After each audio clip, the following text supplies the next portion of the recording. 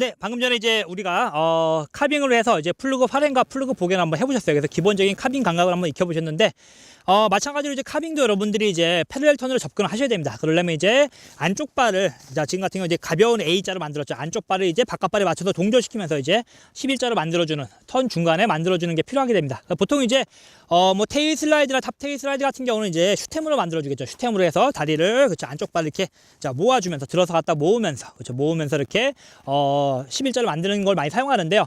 카빙 같은 경우는 이제 스피드가 빠르고 몸의 기울기가 크기 때문에 이 안쪽 발을 들게 되면 밸런스를 잃기 상당히 쉬워요. 그렇기 때문에 안쪽 발을 안 든 상태에서 스키를 11자로 만드는 게 필요합니다. 보통 이제 탑 테일 슬라이드나 테일 슬라이드 같은 경우는 이제 바깥 발로서 하중도 가하면서 밸런스를 잡게 되는 거죠. 근데 이제 카빙 같은 경우는 이제 약간 이제 이 양발의 역할이 조금 분화가 됩니다. 분화가 돼가지고 조금 이제 여기 상태에서 실제로 하중이 가해지는 가해지면서 카빙을 하는 건 바깥발이 하지만 안쪽 발로 어느 정도 약간의 밸런스를 잡으셔야 돼요. 만약에 안쪽 발이 없다 생각하게 되면 몸이 바깥쪽으로 찌그러지면서, 그렇죠, 너무 찌그러지면서 이 발을, 그렇죠, 억지로 잡다 보니까 너무 찌그러지면서 외력에 버티기도 힘들고, 그렇죠, 또 밸런스를 잃을 가능성도 높아요. 그래서 이제 카빙에서는 안쪽 발로 밸런스를 좀 잡아주시고요. 그렇죠, 안쪽 발에 하중이 많이 간다는 얘기 아니라 안쪽 발을 땅에 대주면 그만큼 밸런스 잡기가 편하니까 밸런스를 잡아주고 바깥발로 하중을 가하면서 카빙을 하시게 되는 거예요. 그렇죠? 그렇게 하실 때, 자, 이 상태에서 아까 A자에서 저희가 이 상태 어떻습니까? 플루그 복연으로 카빙을 만들었죠. 이 상태에서 안쪽 발을 들어서 11자로 만드는 게 아니라 이 상태에서 그대로 안쪽 발을 앞을 넓혀서 11자로 만들어주는 겁니다. 약간 해서 오픈 스탠스, 와이드 스탠스에서의 11자를 만들어주시는 거예요. 그렇죠? 그렇게 되면은, 그렇게 하기 위해서는 이 상태에서 이 안쪽 발, 그렇죠? 저 같은 경우 이제 안쪽 발이 오른발로 가정했을 때 오른발에 어떻습니까? 허벅지를 바깥쪽으로 비틀어주는 거죠. 이렇게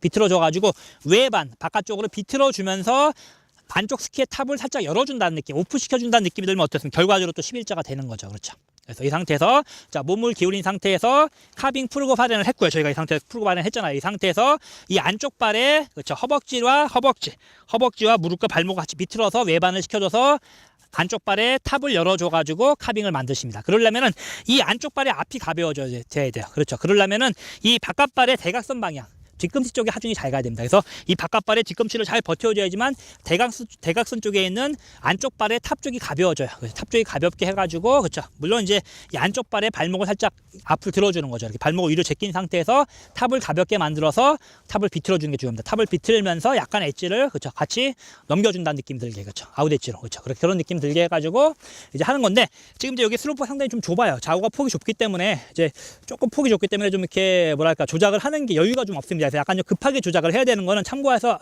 보시고요. 조금 이런 조작을 하실 때도 마찬가지로 뭐 플루그 파렌이나 카빙 플루그 파렌이나 플루그 복연, 뭐 카빙 지금 하는 카빙 플루그 턴 같은 거 하실 때도 조금 너무 경사가 센 슬로프보다는 조금 경사가 좀 완만한 슬로프를 고르셔가지고 여러분들 여유 있게 좀 조작을 하셔야지만 기본적으로 이제 카빙하는 감각과 그다음에 이제 안쪽 발로서 밸런스를 잡거나 혹은 안쪽 발로서 인엣지에서 아웃엣지 넘어가면서 조금 더 안쪽 발을 바깥 발에 동조시키는, 싱크로시키는 역할이 느낌이 잘 옵니다. 그래서 여러분들이 조금 더 무리한 경사로 가지 마시고 조금 더 완만한 경사에서 연습을 해보십시오. 자, 그럼 출발 한번 해보도록 하겠습니다. 여기 약간 폭이 좁아서 좀 애매하긴 한데 최대한 한번 해보도록 할게요. 자, 출발해서, 자, 플루그 파렌 카빙으로 가고요. 다시 안쪽 발 돌려주고요. 다시 A자에서 돌려갔다가 안쪽 발 돌려주고, 다시 하나 안쪽 발 돌려. 약간 여기 폭이 약간 좁기 때문에 중간에 약간 스케줄을 쓰겠습니다. 하나 카빙 가고 약간 안쪽 발 돌려주고, 다시 카빙 가고 안쪽 발 약간 돌려주고요. 다시 카빙 안쪽 발 돌리면서 바깥발 뒤꿈치를 버텨주고, 자, 카빙 가고 안쪽 발 돌려주고, 다시 카빙 안쪽 발 돌려주고, 다시 카빙 안쪽 발 돌려주고. 자, 이럴 때 바깥발의 뒤꿈치를 잘 버티셔야지만 여러분들이 안쪽 발의 앞을 돌리기가 편해요. 돌려서 카빙. 그렇죠.